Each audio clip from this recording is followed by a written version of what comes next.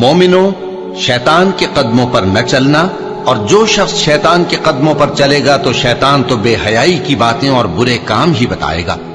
اور اگر تم پر اللہ کا فضل اور اس کی مہربانی نہ ہوتی تو ایک شخص بھی تم میں پاک نہ ہو سکتا، مگر اللہ جس کو چاہتا ہے پاک کر دیتا ہے، اور اللہ سننے والا ہے، جاننے والا ہے۔ لوگو، جو چیزیں زمین میں حلال طیب ہیں وہ کھاؤ، اور شیطان کے قدموں پر نہ چلو، وہ تمہارا کھلا دشمن ہے۔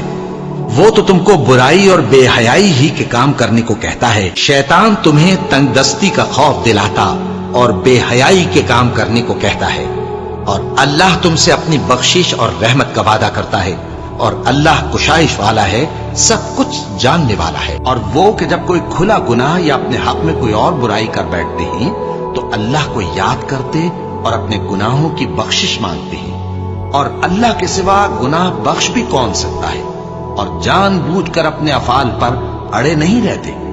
ایسے ہی لوگوں کا صلہ ان کے پروردگار کی طرف سے بخشش اور باغ ہیں جن کے نیچے نہریں بہ رہی ہیں، اور وہ ان میں ہمیشہ بستے رہیں گے، اور اچھے کام کرنے والوں کا بدلہ بہت اچھا ہے۔ مسلمانوں، تمہاری عورتوں میں جو بدکاری کا ارتکاب کر بیٹھیں ان پر اپنے لوگوں میں سے 4 شخصوں کی شہادت لو۔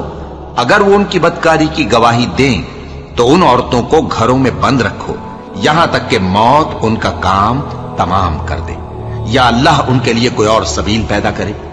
اور جو 2 مرد تم میں سے بدکاری کریں تو ان کو ایذا دو، پھر اگر وہ توبہ کر لیں اور نیکوکار ہو جائیں تو ان کا پیچھا چھوڑ دو۔ بے شک اللہ توبہ قبول کرنے والا ہے، مہربان ہے۔ اللہ انہی لوگوں کی توبہ قبول فرماتا ہے جو نادانی سے بری حرکت کر بیٹھتے ہیں پھر جلد توبہ کر لیتی ہیں۔ بس ایسے لوگوں پر اللہ توجہ کرتا ہے، اور وہ سب کچھ جاننے والا ہے، حکمت والا ہے۔ اور ایسے لوگوں کی توبہ قبول نہیں ہوتی جو ساری عمر برے کام کرتے رہیں، یہاں تک کہ جب ان میں سے کسی کی موت آ موجود ہو تو اس وقت کہنے لگے کہ اب میں توبہ کرتا ہوں۔ اور نہ ان کی توبہ قبول ہوتی ہے جو کفر کی حالت میں مریں۔ ایسے لوگوں کے لیے ہم نے دردناک عذاب تیار کر رکھا ہے۔ مومنوں، تم کو جائز نہیں کہ زبردستی عورتوں کے وارث بن جاؤ، اور دیکھنا اس نیت سے کہ جو کچھ تم نے ان کو دیا ہے اس میں سے کچھ لے لو، انہیں گھروں میں مت روک رکھنا۔ ہاں، اگر وہ کھلے طور پر بدکاری کی مرتکب ہوں تو اور بات ہے، اور ان کے ساتھ اچھی طرح سے رہو سہو۔ پھر اگر وہ تم کو ناپسند ہوں تو عجب نہیں کہ تم کسی چیز کو ناپسند کرو، اور اللہ اس میں بہت سی بھلائی پیدا کر دے۔ اور جن عورتوں سے تمہارے باپ دادا نے نکاح کیا ہو ان سے نکاح نہ کرنا، مگر جاہلیت میں جو ہو چکا سو ہو چکا۔ یہ نہایت بے حیائی اور اللہ کی ناخوشی کی بات تھی، اور بہت برا دستور تھا۔ اور بے حیائی کے کام ظاہر ہوں یا پوشیدہ ان کے پاس نہ پھٹکنا۔ اور یہ لوگ جب کوئی بے حیائی کا کام کرتے ہیں تو کہتے ہیں کہ ہم نے اپنے بزرگوں کو اسی طرح کرتے دیکھا ہے، اور اللہ نے بھی ہم کو یہی حکم دیا ہے۔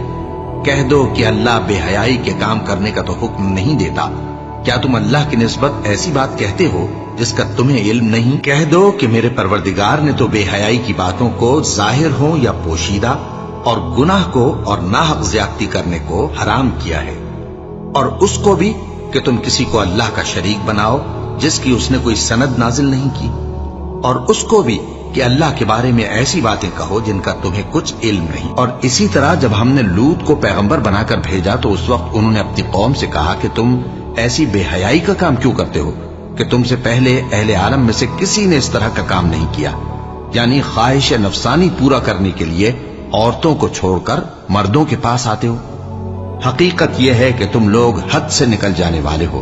اور ان لوگوں سے اس کا جواب کچھ نہ بن پڑا، اور بولے تو یہ بولے کہ ان لوگوں یعنی لوط اور اس کے گھر والوں کو اپنے گاؤں سے نکال دو کہ یہ لوگ پاک بننا چاہتے ہیں۔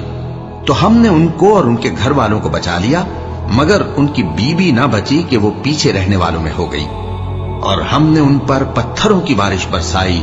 سو دیکھ لو کہ گناہگاروں کا کیسا انجام ہوا۔ اللہ انصاف اور احسان کرنے اور رشتہ داروں کو خرچ سے مدد دینے کا حکم دیتا ہے، اور بے حیائی اور نامعقول کاموں سے اور سرکشی سے منع کرتا ہے، اور تمہیں نصیحت کرتا ہے تاکہ تم یاد رکھو۔